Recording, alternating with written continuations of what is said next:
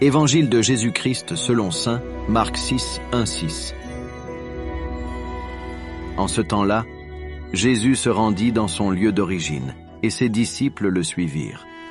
Le jour du sabbat, il se mit à enseigner dans la synagogue. De nombreux auditeurs, frappés d'étonnement, disaient « D'où cela lui vient-il?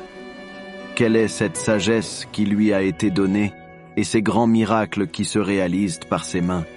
N'est-il pas le charpentier, le fils de Marie et le frère de Jacques, de José, de Jude et de Simon? Ses sœurs ne sont-elles pas ici chez nous ?» Et ils étaient profondément choqués à son sujet.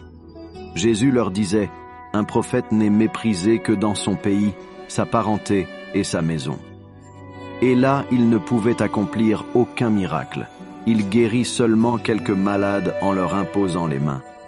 Et il s'étonna de leur manque de foi. Alors Jésus parcourait les villages d'alentour en enseignant. Acclamons la parole de Dieu.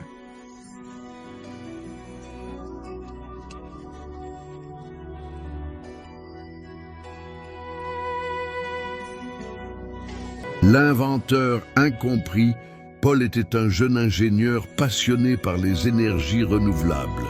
Après plusieurs années à travailler à l'étranger, il revint dans sa petite ville natale avec une invention révolutionnaire.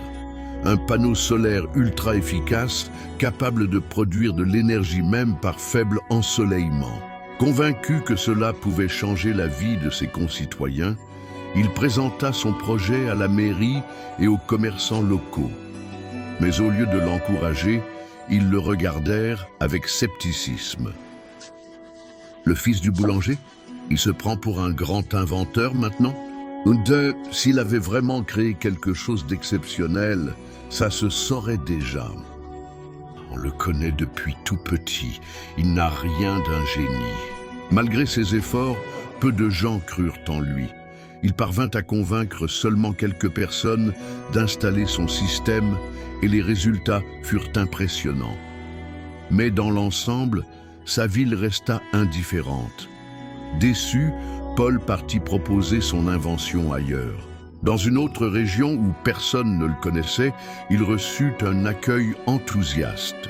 Les entreprises locales investirent dans son projet et rapidement, son invention se répandit. Il devint une référence dans son domaine et sa technologie permit à des milliers de foyers d'avoir accès à une énergie propre et abordable. Un jour, la presse nationale parla de son succès. Soudain, ceux qui l'avaient méprisé réalisèrent leur erreur. Certains dirent « Il avait raison depuis le début. Pourquoi ne l'avons-nous pas écouté ?» Mais il était trop tard. Paul avait dû aller ailleurs pour que son talent soit reconnu. Moralité, comme Jésus dans l'Évangile, Paul a été rejeté par les siens parce qu'il ne voyait en lui que le fils du boulanger, et non l'homme talentueux qu'il était devenu.